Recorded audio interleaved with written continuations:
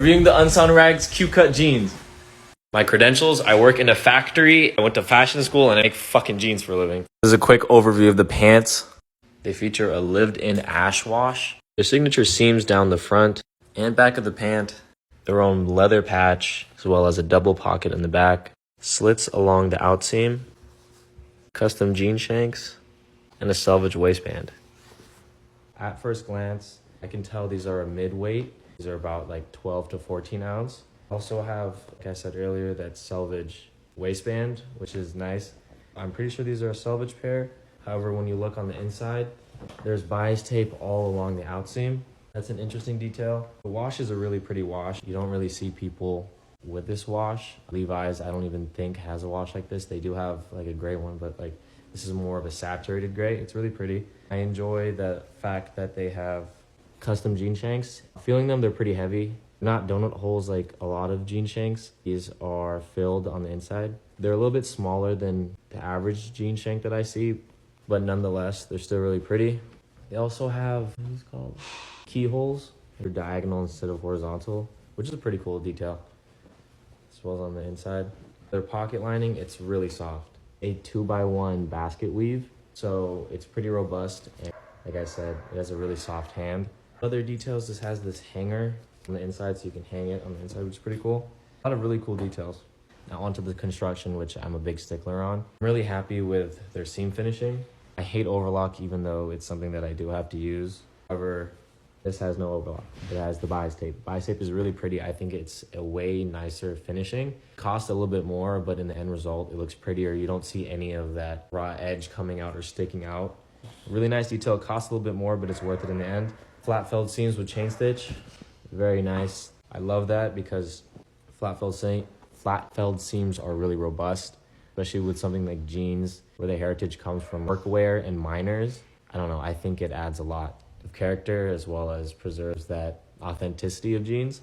Continuing on that flat felled idea, the inseam, like along the crotch, isn't flat felled, which I don't know why. A lot of selvage jeans do have this single top stitch with the overlocked inside. However, I don't know why they would flat fell everything else and then not flat fell this. But then my reasoning is like, oh, it's a selvage jean. Selvage jeans usually are like that, but they have the selvage covered with the bias tape, if it's even on selvage. Which brings me to another point. I don't know why they would make it selvage if they wouldn't show off the selvage. I guess it's on brand for them because they're not known for like wearing selvage pants, or that they don't really care to push the selvage narrative. Like these jeans are really on brand with their brand. Like they know what they would wear, their demographic would wear, and just pushing that agenda out. I have a good understanding of like brand identity. But to me, like the whole appeal of selvage denim is to show off that selvage line, you know what I mean? Nonetheless, that's just me being a stickler, like I said. Construction for trims and stuff, they don't have any rivets, which is fine. You don't really need rivets for jeans. Me personally, I love rivets. I really, really like these buttons, the button shanks. They feel really sturdy. They feel pretty heavyweight. This embossed leather patch is really pretty too. Feels really good. It's a good quality piece of leather. Construction is overall really well done. Nice bar tack right here. Doesn't fray past or preserves it. Also really like the belt loops. Belt loops are actually thinner and longer than standard belt loops you see on jeans. Correct me if I'm wrong. Back seam on the back, wrong here. It's not as flat felt. I think French seam, which is still cool. I like French seams a lot. They're a really solid pair of pants. For the price point that they're at, I think they're setting the standard for future releases and solidifying themselves as like a higher end brand, because these concepts, especially being made in LA, are pretty pricey. Yeah, everything looks like they put a lot of time and effort into it. It's really well done, well constructed. I think their $440 price point is a fair and just cost.